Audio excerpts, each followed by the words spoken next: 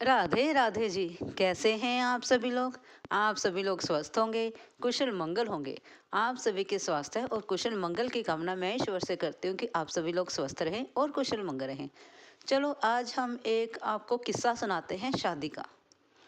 एक व्यक्ति था, उसके बेटे की शादी 2-3 बार पहले टूट चुकी थी। वह अब दोबारा रिश्ता तय करने जा रहा था।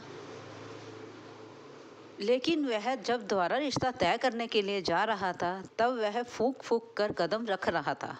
वह किसी भी प्रकार की अनगेली नहीं करना चाहता था। वह नहीं चाहता था कि उसके बेटे का रिश्ता दोबारा से टूट जाए। रिश्ता तय करने के लिए चला गया जी। लड़की सुशील थी, सुंदर थी, पढ़ी लिखी थी, और क्या चाहिए। लड़का भी सुंदर था, सुशील था और सरकारी नौकरी करता था। इससे अच्छा क्या चाहिए। और घर अपना था, कारोबार सब अपना था, गाड़ी बंगला सब कुछ था, अच्छी नौकरी करता था। चलो जी, बात चलती रही। चलने के बाद 5 लाख रुपए में रिश्ता तय हो गया। लड़की के पिता ने कहा कि मैं 5 लाख रुपया देने के लिए तैयार हूँ। उन्होंने सोचा, अगर 5 लाख रुपया देने से मेरी बेटी खुश रहे, सुखी रहे, और मुझे क्या चाहिए। एक बार ही 5 लाख रुपया देना है, बार बार थोड़ा देना है। लेकिन वह जो व्यक्ति था वह बहुत ही दरमियाना व्यक्ति था। लेकिन उसने सोचा, लड़का भी तो सरकारी नौकरी करता है, अच्छा कमाता है, अच्छा खाता पीता है, लड़की वहाँ सुखी रहेगी। इतना सोचकर, जैसे एक माता पिता की सोच होती है, उसी प्रकार उसने इतना सोचकर रिश्ता तय कर दिया। रिश्ता तय हो गया, शादी का दिन आया।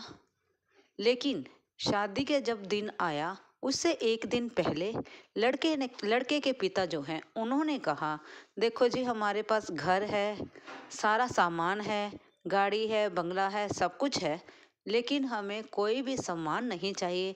हमें जो 5 लाख रुपया है वह कैश चाहिए। लड़की के पिता थोड़ा सोचते हैं, सोचने के बाद कहते हैं, ठीक है, मैं कैश देने के लिए तैयार हूँ। चलो जी, अगले दिन बारात आती है।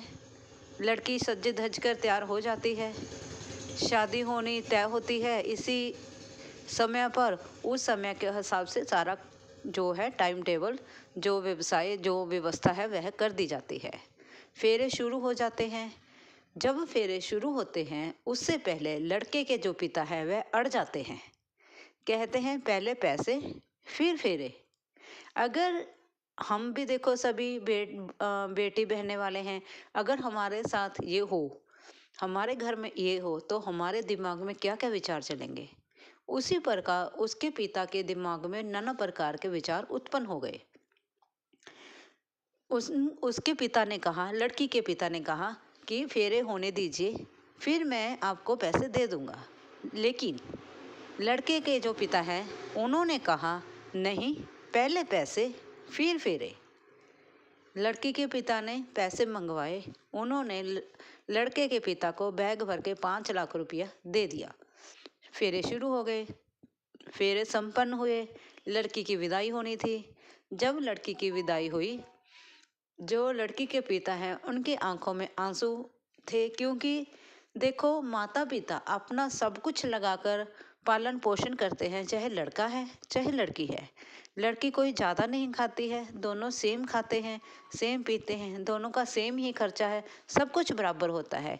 लेकिन अपने जिगर का टुकड़ा विदा करना, किसी दूसरे के घर में भेजना बहुत ही मुश्किल होता है। वह समय इतना नाजुक होता है कि माता पिता ही सोच सकते हैं कि वह अपनी बेटी को दूसरे घर किस प्रकार से विदा करते हैं। लड़की की विदाई हो रही थी। लेकिन आप सोचो जरा, क्या लड़के के पिता वह 5 लाख रुपए से भरा हुआ बैग लेकर चले गए? नहीं, उन्होंने कहा, ये लीजिए आपके पैसे। लड़की के पिता ने सोचा, शायद ससुर लड़की का लालची है, 5 लाख की बजाय अब शायद ज़्यादा पैसे मांगेगा, इसलिए वह मुझे पैसे लौटा रहा है।